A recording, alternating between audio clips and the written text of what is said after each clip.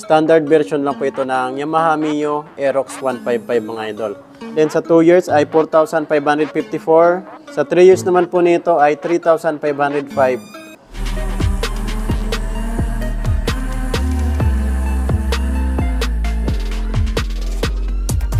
So ayan po mga idol, what's up? Chris Ride Motovlog nga po pala. For today's, nandito ngayon tayo sa Duwixam Incorporated, Lagao Branch, General Santos City. Meron po tayo dito ang Yamaha Mio Aerox 155, yung bago nilang kulay mga idol. So ito po ay non-ABS, so hindi po ito ABS version. Standard version lang po ito ng Yamaha Mio Aerox 155 mga idol.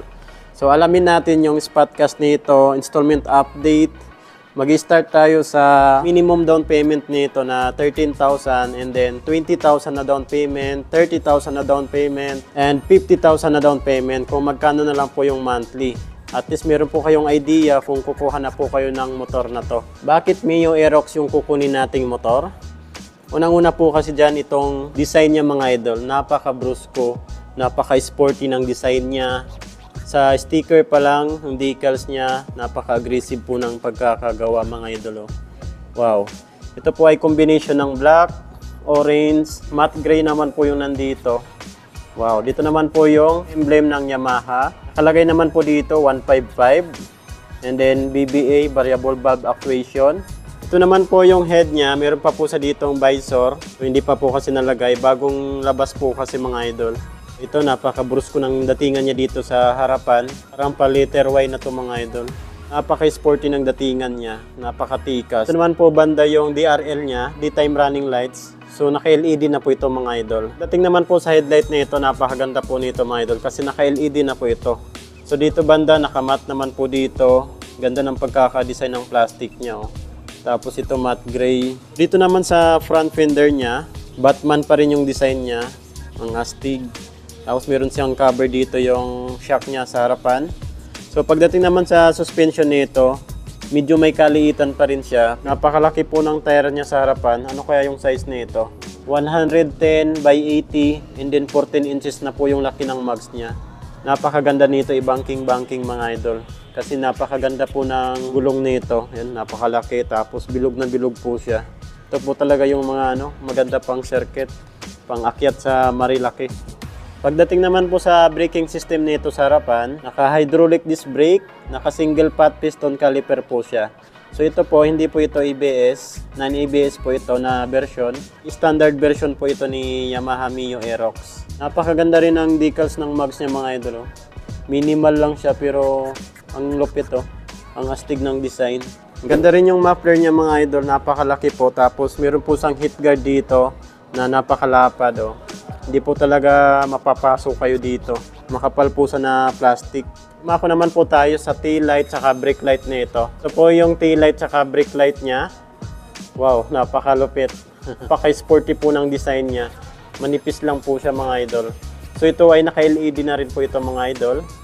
Pag nakita natin sa side, talaga napaka-patulis na po siya. Pagdating naman sa signal light niya, valve type pa po ito. Ito naman po yung lagayan natin ng plate. Napakalaki po ng back fender nito. Meron din po siyang reflectorized dito. So ito naman po yung cooling system niya. Maganda dito mga idol kasi naka-liquid cooled na po ito. Pagdating naman po sa suspension niya dito sa likod, naka-dual shock po ito. Napakakapal ng swing arm nito mga idol. Grabe, ang laki ng gulong niya dito sa likod. Anong size kaya to? Size po nito, 140 by 70 and then 14 inches po yung laki ng mags niya. Ganda to pang circuit mga idol. Pang banking talaga yung datingan niya. Dito naman po yung airbox natin. Ito yung CVT. Naman po sa makina nito, naka 155cc, naka 4 valve, naka single overhead cam, and then naka 4 stroke. Cooling system po nito, liquid cooled na po ito. Papansin nyo po dito, wala na po itong grab bar. Pero meron po siyang hawakan dito. So dito nyo po sa hawakan mga idol. Medyo matigas naman dito banda. Pag binuksan natin yung upuan, push lang natin tong seat and then bubukas na po yan mga idol. Napakalaki po pala ng under seat compartment niya. So ito po yung visor niya, hindi pa po nalagay. Ayan Kasi baka magasgas. Pagdating naman po sa upuan nito, napakaganda po talaga ng upuan nito. Napakaganda ng pagkaka-design niya. Yung design niya dito, gustong gusto ko po talaga to. Ayan Tapos napakagaspang niya. Hindi talaga dudulas yung puwitan nyo dito.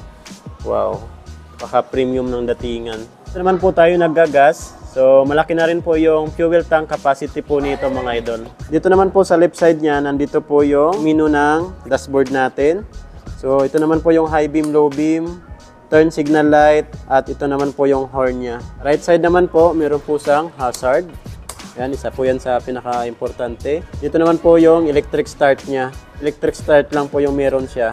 Wala po siyang kickstart. So, wala po siyang kickstart mga idol. Dating naman dito sa instrument panel gauge na ito, napaka-detalyado po nito. Napaka-elegant po ng design niya. Maganda pa dito, pwede nyo pong i-connect yung cellphone nyo dito sa dashboard natin. Yun po pala itong charging port dito mga idol. Ayan o, bubuksan lang natin yan. Ayan, meron po isang socket dito. May cover din po siya para hindi mapasukan ng tubig. So malaki na rin po yung fuel tank capacity nito. Maganda pa sa Aerox 155 natin yung mga plastic nito. Talagang di tinipid din. Makakapal po yung plastic niya. Isa po ito sa pinakamabintang motor ni Yamaha mga idol. Pagdating sa looks, aggressive ng design. Mako naman po tayo sa price saka installment update nila dito. Alamin natin yung minimum down payment nila from 13,000 na down payment, 20,000, 30,000 and 50,000 na down payment kung magkano na lang po yung monthly nito. Ito pa rin tayo nag-inquire sa DES, The Wixam Incorporated. So ang spot cash po nila dito ay 123,500 pesos. So yan po yung spot cash nila dito, 123,500 pesos. So ito po yung minimum down payment nila, 13,000 po yung minimum down payment nila. Pagdating naman sa 1 year nito, 11,375.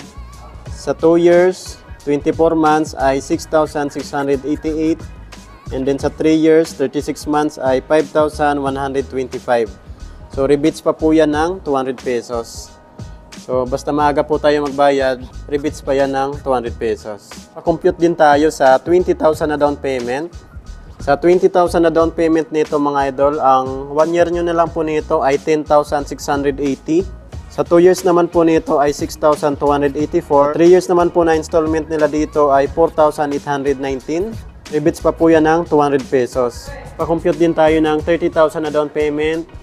Ang monthly na lang po nito sa 1 year ay 9,686. Sa 2 years, 5,707. Sa 3 years naman po nito ay 4,381. Rebates din po yan ng 200 pesos. Pa-compute din tayo ng 50,000 na down payment. Sa 50,000 na down payment naman, ang 1 year nyo na lang po nito ay 7,700. And then sa 2 years ay 4,554. Sa 3 years naman po nito ay 3,505. Rebates pa po yan ng 200 pesos. So 3,505 rebates ng 200 pesos. So magiging 3,305 na lang to. Sa mga freebies naman po nito, meron po silang free helmet, jersey, TPL insurance, 3 years LTO registration. Sa mga karagdagang impormasyon about sa pagkuha nitong motor, punta na lang po kayo dito sa The Wixam Incorporated mga idol. Dito lang po yan sa Lagao Branch, General Santos City. Harapan lang po ng Robinsons Mall ng Jensan. So disclaimer lang po mga idol, hindi po tayo empleyado dito. Ito po ay for content lang po sa ating channel.